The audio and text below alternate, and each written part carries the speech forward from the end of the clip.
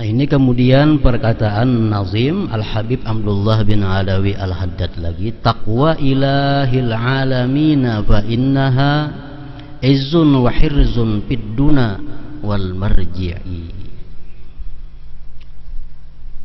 Taqwa ilahil alamin fa innaha izzun wa hirzun fid duna wal marji'i. Ini awal nasihat dan wasiat untuk diri beliau dan para sahabatnya. Ialah yang pertama-tama dinasihatkan, pertama-tama diwasiatkan takwa bagi Tuhan sekalian alam.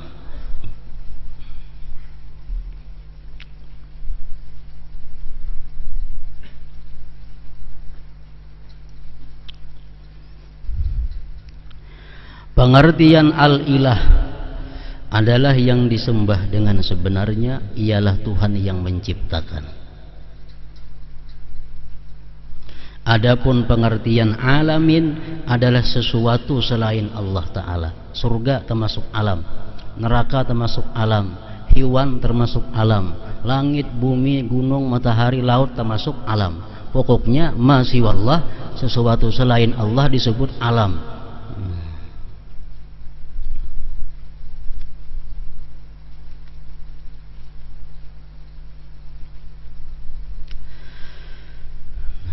Bahwasanya takwa merupakan kemuliaan yang besar. Ini nasihat pertama, pesan pertama Sidin kepada diri Sidin dan sahabat-sahabatnya adalah takwa merupakan kemuliaan yang besar. Inna akramakum indallah atqakum.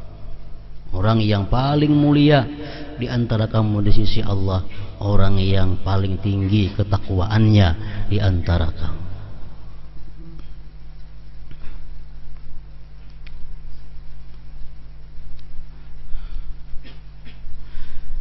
Dan benteng yang kukuh terhadap orang yang bertakwa, baik di dalam dunia ataupun di akhirat.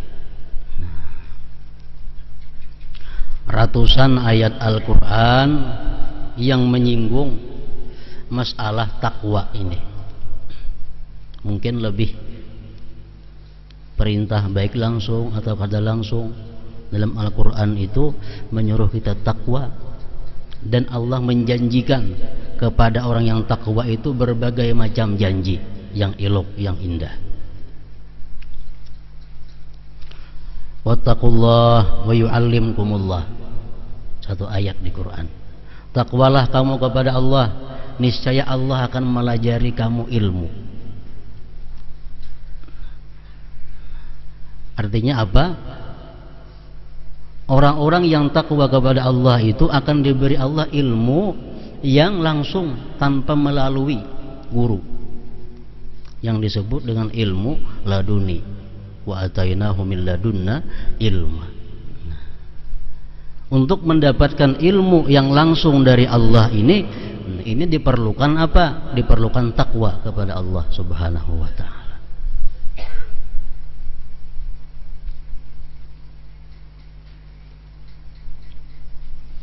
Dikisahkan orang-orang takwa yang dapat ilmu laduni. Artinya secara spontan, langsung, kada berkitapan, kada berpikiran, kau menjawab dan bujur. Nah, ini termasuk ilmu laduni yang hanya didapatkan oleh orang yang takwa.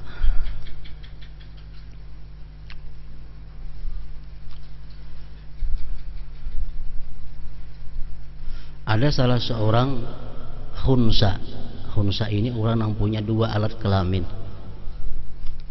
Alat kelamin laki-laki berisi, alat kelamin bini-bini berisi, dan kedua-duanya itu berfungsi. Ini ngarannya khunsa dalam istilah fikih atau agama syariat. Khunsa. Nah, begitu khunsa ini mati, para sahabat bertanya kepada kawan-kawannya sesudah wafat Rasulullah. Ini kira-kira khunsa ini sebujurannya apa? Laki-laki bini-bini. Nah, ada yang bertakun lawan Sayyidina Ali. Langsung Sayyidina Ali menjawab, di sini hitung tulang rusuknya. Bila kada sama sebelahnya balah, berarti laki-laki. Belahnya sebelahnya balah belain jumlahnya, berarti ini khunsa aslinya bini-bini. Apa laki-laki. Bila komplit keduanya kiri kanan sama, berarti bini-bini gitu. Nah, bila berkurang sebuting tulang rusuknya, berarti itu laki-laki. Nah, ini ilmu yang didapat Sayyidina Ali langsung daripada Allah Subhanahu wa taala, tanpa ada melalui guru, tanpa melalui berpikir, langsung. Nah, seperti itulah ilmu yang diberikan Allah kepada orang-orang yang takwa. Di kota Madinah ada seorang bini-bini mati. Bini-bini mati dimandikan oleh bini-bini juga nang mandi ini. Si tukang mandi ini kan berkawan berdua bertiga mandi mayat. Begitu tukang mandi ini mencapai parat si perempuan yang mati ini tuh bersuara, celaka, ini parat penjina. Memang ini orang namanya dahulunya suka berzina.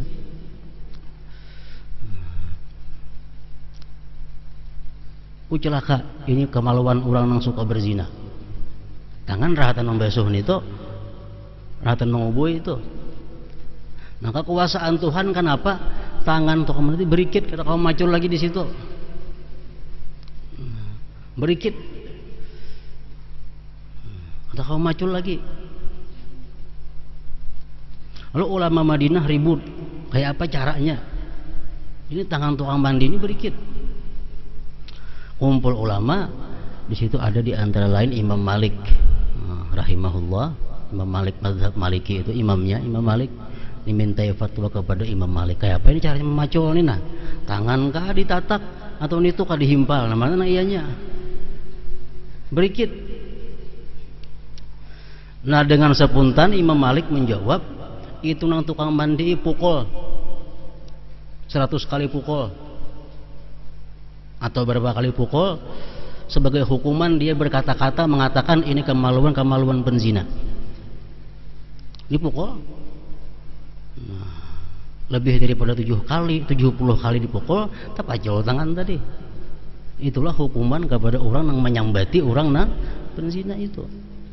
Nah, ini fatwa Imam Malik ini adalah merupakan ilmu laduni yang diberikan oleh Allah Subhanahu wa taala. Kada ada kitabnya itu. Kada ada Qur'annya, kada ada hadisnya. Langsung dari Allah Subhanahu wa taala memberikan ilham kepada Imam Malik bahwa tangan orang yang menyambat tadi dipukul sebagai hukuman haddul kadzab, mengatakan orang berzina. Setelah kejadian itu, para ulama Madinah sepakat bahwa tidak boleh berfatwa di Madinah ini selama Imam Malik masih hidup, selama Imam Malik masih ada. Nah, karena segala masalah nang sulit, nang muskil bagaimanapun, sidin selalu bisa memecahkannya. Nah, ini ilmu laduni. Wattaqullah wa yu'allimkumullah. Takwalah kamu kepada Allah, Allah akan mengajarkan kamu ilmu-ilmu nang istimewa, ilmu-ilmu nang langsung dari Allah Subhanahu wa taala. Nah, ini janji Allah kepada orang yang takwa.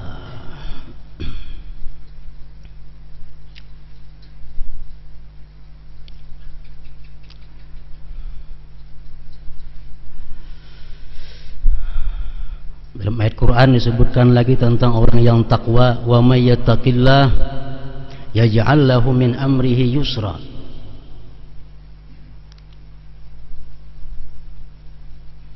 Barang siapa takwa, Allah jadikan segala perkaranya itu mudah.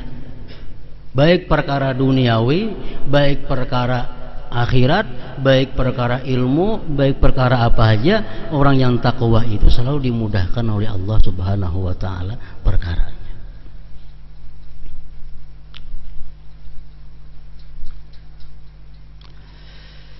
Janji Allah lagi kepada orang yang takwa, wa may yattaqillah yukaffir anhu sayyi'atihi wa yu'zim lahu ajra. Siapa takwa kepada Allah, Allah hapus dosanya dan Allah besarkan bagi dia pahalanya. Kalau kita takwa kepada Allah, ketakwaan kita itu menghapus dosa-dosa yang sebelumnya. Satu contoh, seseorang ini hendak melakukan perzinahan,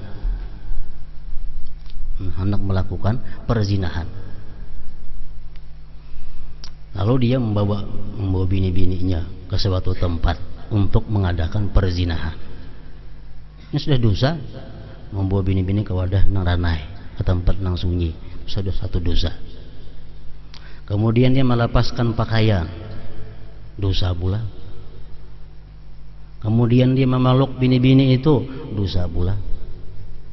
Begitu sudah hendak melakukan zina, dia ingat kepada Allah, dia takut lawan Allah kada jadi berzina.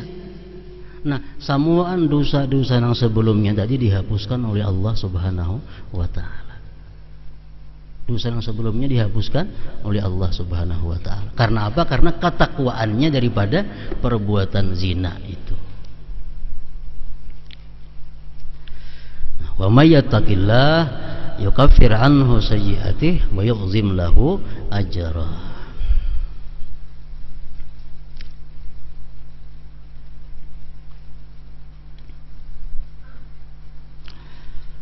Walhasil ratusan buting ayat-ayat Quran yang macam itu, Allah menyuruh kita takwa dan memberikan janji bila kita mampu melaksanakan takwa tersebut.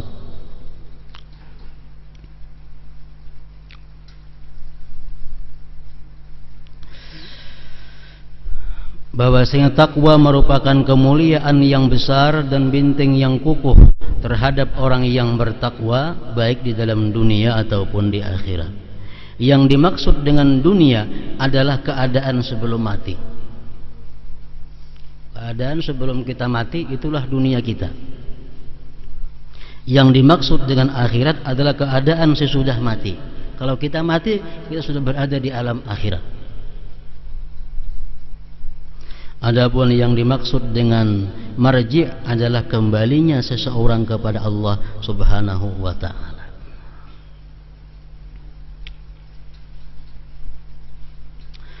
Orang-orang yang bertakwa akan kembali kepada Allah Ta'ala diiringi dengan berbagai penghormatan, perlindungan, dan kemuliaan. Orang-orang yang bertakwa akan kembali kepada Allah Ta'ala diiringi dengan berbagai penghormatan, perlindungan, dan kemuliaan.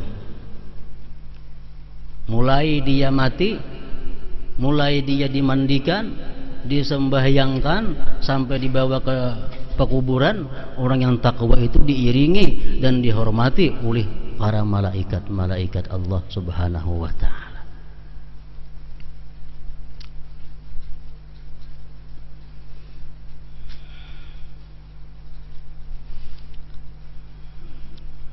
Sedangkan orang-orang yang tidak bertakwa, yang suka mengabaikan berbagai perintah Allah dan melanggar berbagai larangannya, akan kembali dengan penuh penghinaan dan kerendahan. Mulai malakal maut datang sudah dengan wajah yang menakutkan. Cara mencabutnya pun dengan mencabut yang menyakitkan. Sudah diambil roh, diserahkan kepada malaikat azab. Malaikat azab membawa kepada Allah, ditolak oleh Allah. Ditimbai, digugurkan roh orang jahat itu sampai kepada bumi yang ketujuh. Itulah orang-orang yang melanggar, mengabaikan berbagai perintah Allah dan melanggar berbagai larangannya, akan kembali dengan penuh penghinaan dan kerendahan. Allah Ta'ala mewahyukan, walau tara idil mujrimuna nakisu ru'usihim 'inda rabbihim, dan sekiranya kamu melihat ketika orang-orang yang berdosa itu menundukkan kepala di hadapan Tuhan mereka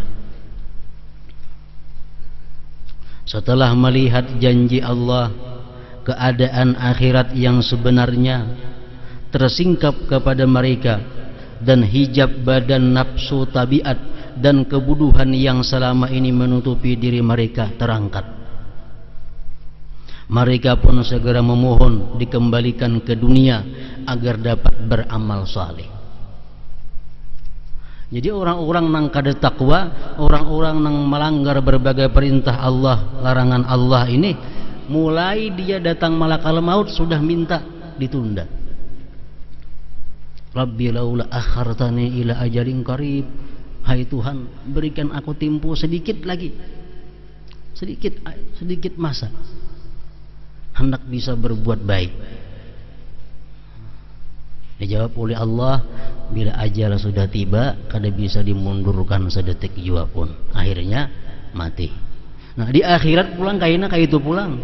Begitu melihat siksa yang dijanjikan Allah dalam dunia, di situ kelihatan siksanya, ancaman-ancamannya kelihatan. Mereka berkata pulang, Rabbana abasarna wa sami'na farji'na na'mal salihan inna muqinun. Wahai Tuhan kami telah melihat, oh ini neraka, ini bakal tempat yang kami tempati, ini siksa yang bakal kami hadapi. Melihat dan mendengar, maka kembalikanlah kami ke dunia agar kami dapat mengerjakan berbagai amal saleh. Sesungguhnya kami adalah orang-orang yang yakin. Sudah melihat.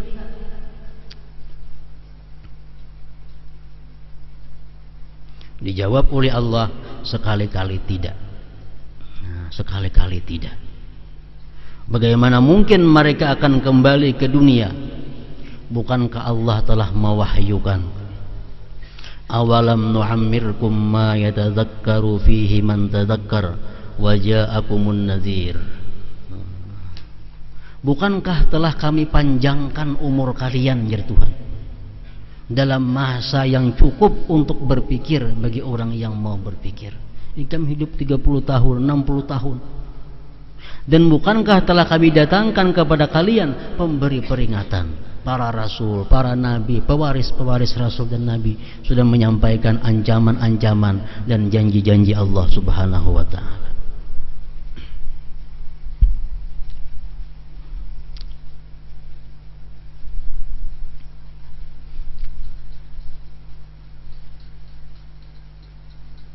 Makanya kalau kada hilaf ada hadis yang mengatakan annas niyamun wa idza matu intabahu.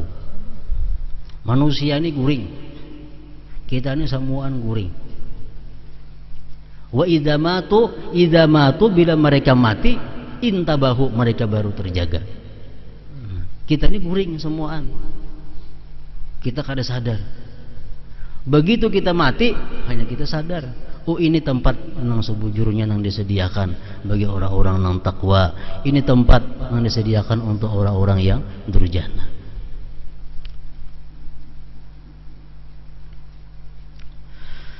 Takwa adalah usaha untuk melaksanakan semua perintah Allah, menjauhi semua larangannya, yang batin maupun zahir. Merasa takut kepadanya, mengharapkannya, mendambakan berbagai karunia-Nya, beribadah kepadanya dan mengenalnya. Takwa ini Rasulullah mengatakan hahuna. Takwa itu Nabi di sini, di hati artinya. Jadi takwa ini dalam hati. Takwa ini merupakan suatu perasaan membesarkan Allah, perasaan takut lawan Allah, sehingga berbuah melaksanakan segala perintahnya, menjauhi segala yang dilarangnya. Jadi kalau takwa itu artinya dalam hati. Biasa kita mengartikan takwa, menjunjung perintah Allah, menjauhi larangannya, itu adalah buah daripada takwa. Rasulullah mengatakan takwa itu andaknya di dalam hati.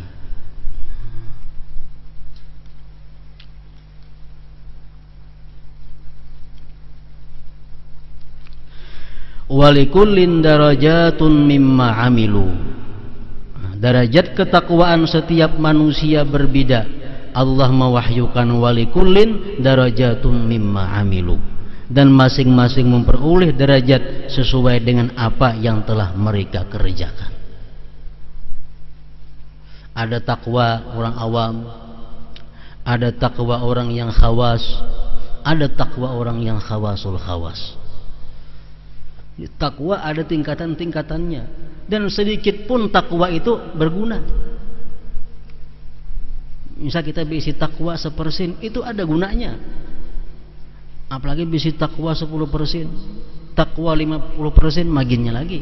Sekecil apapun takwa yang kita miliki, itu ada gunanya.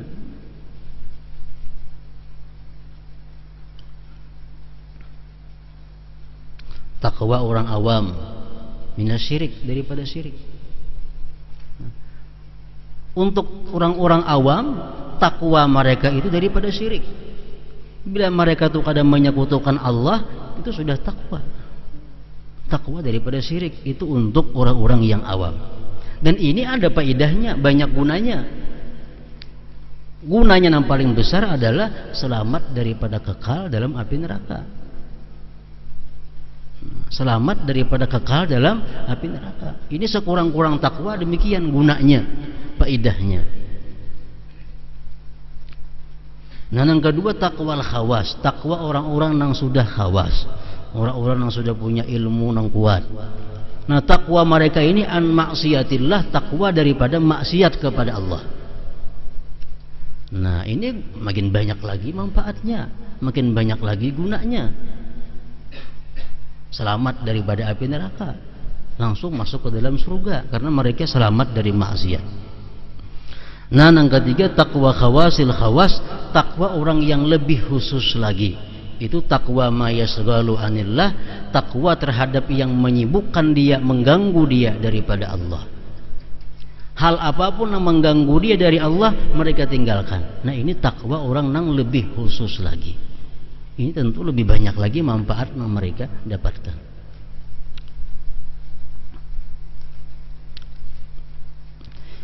Dan masing-masing memperoleh derajat sesuai dengan apa yang telah mereka kerjakan.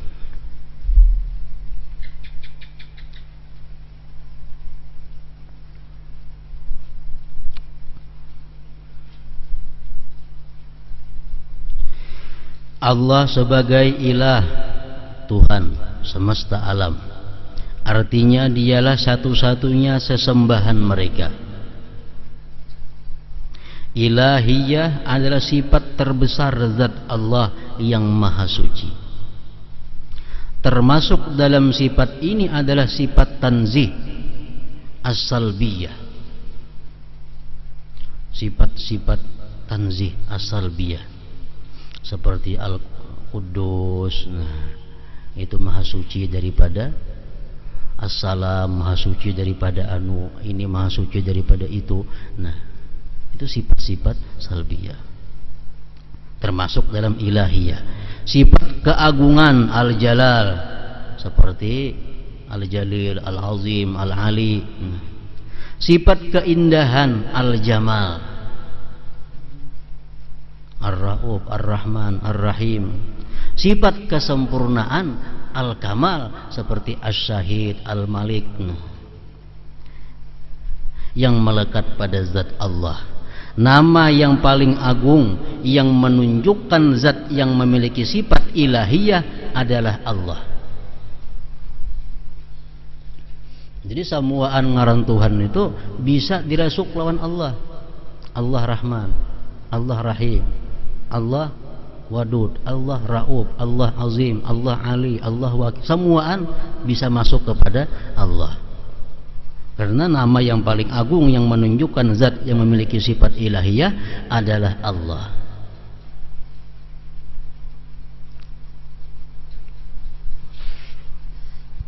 Jadi Imam Fakhrul Razi mengatakan, nah, kalimat Allah itu dibuangi satu persatu, tatap Allah. Allah, buangi alifnya, lillah bacaannya. Buangi lam sebuting, lahu, bagi Allah artinya.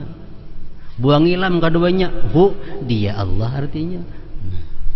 Salah satu di antara khususiat nama Allah.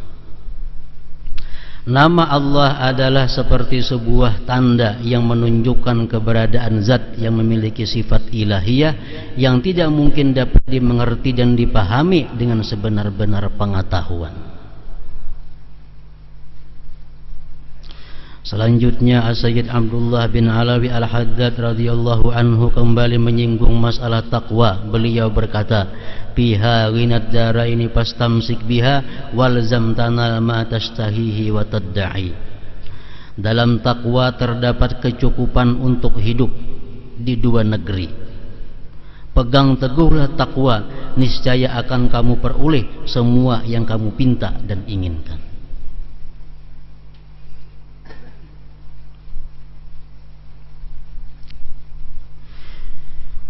Yang dimaksud dengan dua negeri adalah dunia dan akhirat. Barang siapa benar-benar bertakwa, maka dia akan memperoleh semua keinginan, idaman dan harapannya di dunia dan akhirat. Firman Allah Ta'ala, "Innal ladzina qalu rabbuna Allah thumma istaqamu tatanazzalu alaihimul malaika alla takhafu wa la tahzanu wa abshiru bil jannati allati kuntum tu'adun nahnu awliya'ukum bil hayatid dunya wa fil akhirah wa lakum fiha ma tashtahi anfusukum wa lakum fiha ma tad'un." Surah Fussilat. Artinya sesungguhnya orang-orang yang mengatakan bahwa Tuhan kami adalah Allah, kemudian mereka beristiqamah. Istiqamahnya lebih daripada takwa. Orang yang istiqamah pasti takwa. Orang yang takwa belum tentu istiqamah.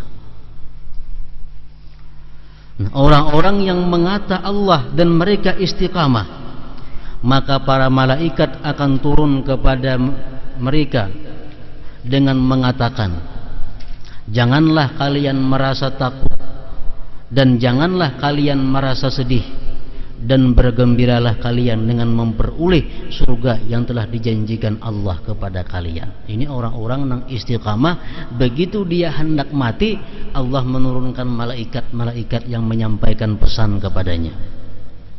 Napa pesan malaikat tadi? Lawan hendak mati orang-orang yang istiqamah ini, janganlah kalian merasa takut dan janganlah kalian merasa sedih, dan bergembiralah kalian dengan memperoleh surga yang telah dijanjikan Allah kepada kalian. Kamilah pelindung-pelindung kalian dalam kehidupan di dunia dan akhirat, dan di akhirat akan kalian peroleh semua yang diinginkan oleh diri kalian dan semua yang kalian pinta. Jadi sebagaimana takwa itu berbeda-beda antara seseorang dengan seseorang yang lainnya, maka surga pun yang akan diberikan Allah kepada hambanya ini berlain-lain kedudukannya. Syekh Abdul Qadir Al-Jilani mengatakan bahwa orang yang menduduki surga di atas itu kawah nak kemana aja berjalan dalam surga. Orang yang surga di bawah kada akan bisa naik kepada surga yang di atas tingkat daripadanya, sesuai dengan amal ibadah yang mereka lakukan di dalam dunia. Nggak di kapal aja orang yang tiket pip nih tuh kemana aja boleh berjalan, ke lantai 1, lantai 2, lantai 3. Orang di kelas ekonomi bang kawalah ke atas, kada kawa. Nah kayak itu juga surga. Orang-orang yang di kelas tinggi itu bebas berjalan nak mengilangi siapa ajanya. Nah kita yang di bawah kada akan bisa mengilangi orang-orang yang di atas. Walikulin darajatun mimma amilu. Samuan itu ada tingkatan-tingkatan dengan sebab yang mereka amalkan di dalam dunia ini.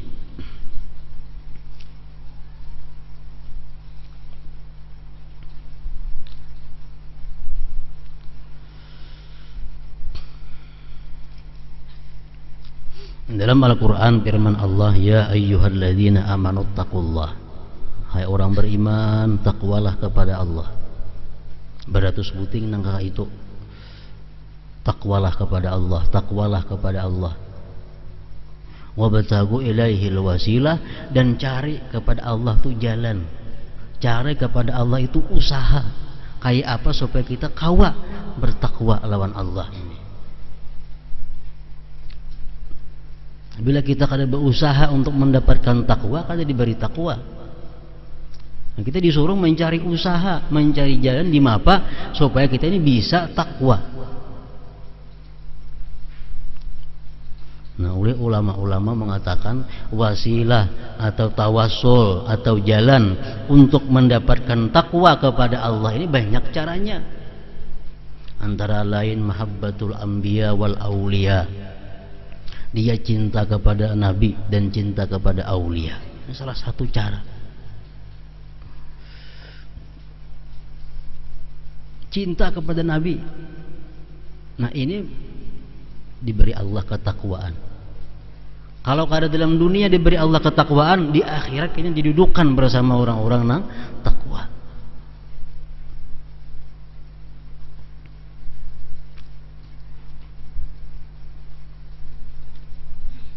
Sahabat menanyakan kepada Nabi, ya Rasulullah, kami cinta kepada nabi-nabi, tapi kami kada kau beramal seperti amal mereka. Cinta kepada engkau tapi kada kau menuruti amal ibadah engkau. Ya Nabi apa? Almar'u yuhsyaru ma'aman ahab. Nah, seseorang itu kayaknya dihalau di akhirat, dikumpulkan beserta orang-orang yang dia cintai. Nah, jadi kita cinta kepada orang yang takwa itu, walaupun dalam dunia kita kada diberi takwa oleh Allah, cuma di akhirat kayaknya kita akan dikumpulkan bersama orang-orang yang takwa. Nah, satunya mahabbatul anbiya wal auliya.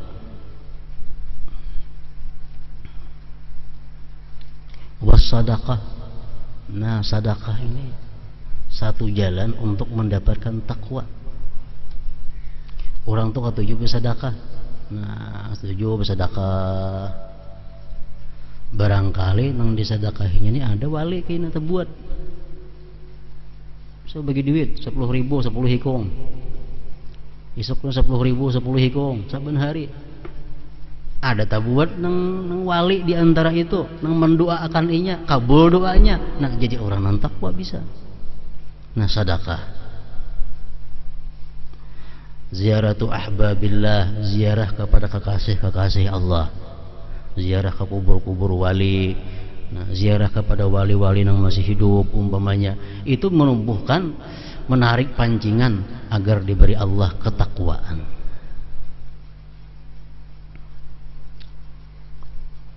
Kita masuk kasratul zikir, banyak berzikir.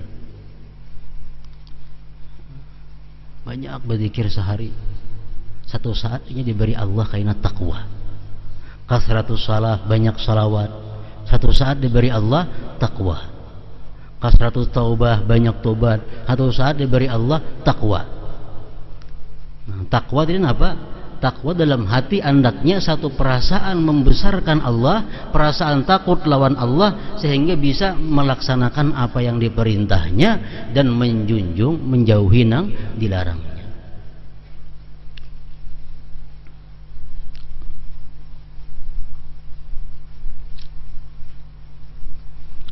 Kita umpamanya hendak menargetkan satu amalan. Nah, kepingin benar hendak 3 hari itu kawah hatam Quran. 3 hari hatam Quran. Nah, wah ini berat itu. Kalau dahulu orang bahari ada sehari 2-3 hatam. Nah, ini 3 hatam, 3 hari sehatam. Kalau ada kawah aja menggawin itu. Padahal itu bagian ketakwaan. Bagian daripada ketakwaan. Ada aja halangan, ada aja hati, ada macam-macam. Lalu supaya kawa kayak apa? Antara lain caranya adalah sedekah. Nah, sedekah, niat mudahan kawa 3 hari sehatam Quran.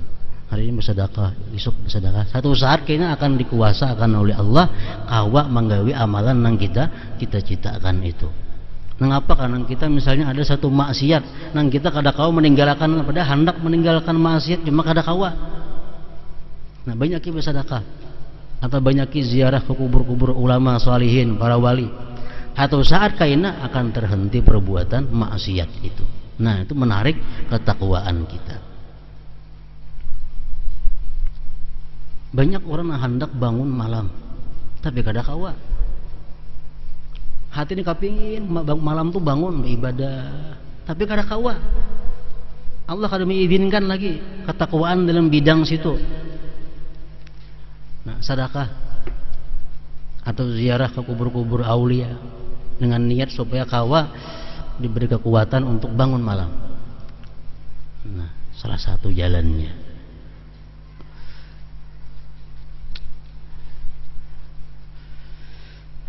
Istiqamah adalah ketakwaan yang sempurna dan ikhlas yang hanya ditujukan kepada Allah. Dan keikhlasan hanya terdapat dalam takwa. Istiqamahnya lebih lagi daripada takwa. Orang tuh takwa terus menerus. Takwanya setiap hari takwa. Tiap hari konsekuen lawan takwanya sampainya mati. Nah, istiqamah namanya. Ini istiqamah. Kalau hari ini takwa, esok ada takwa. Hari ini takwa, seminggu kaina berubah lagi takwanya. Ini belum istiqamah. Nah, istiqamah ini konsekuen dalam takwanya. Oleh karena itu ketika ditanya mengenai makna ikhlas, Rasulullah SAW bersabda, "Antakula Rabbi Allah summa istaqimu kama umirta." Hendaknya engkau katakan Tuhanku Allah, kemudian istiqamahlah sebagaimana engkau diperintahkan. Orang yang ikhlas itu artinya orang yang semata-mata Allah dan istiqamah terus menerus.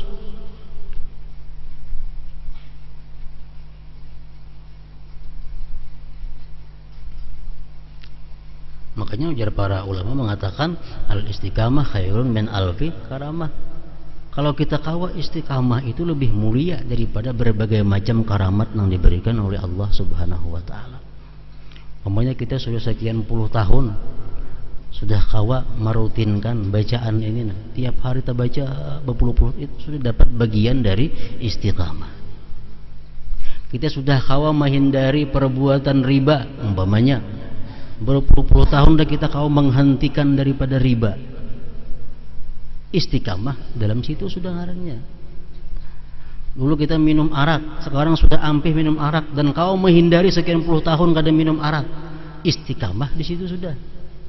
Dulu kita ketujuh nyambati orang, sekarang tubat, kada nyambat orang lagi, terus berpuluh-puluh tahun berhenti menyambati orang. Ini istiqamah ngarannya. Nah, itu istiqamah yang demikian adalah anugerah Allah yang sangat besar. Orang yang takwa belum tentu kawa istiqamah. Tapi kalau orang istiqamah pasti dia sudah takwa kepada Allah Subhanahu wa taala.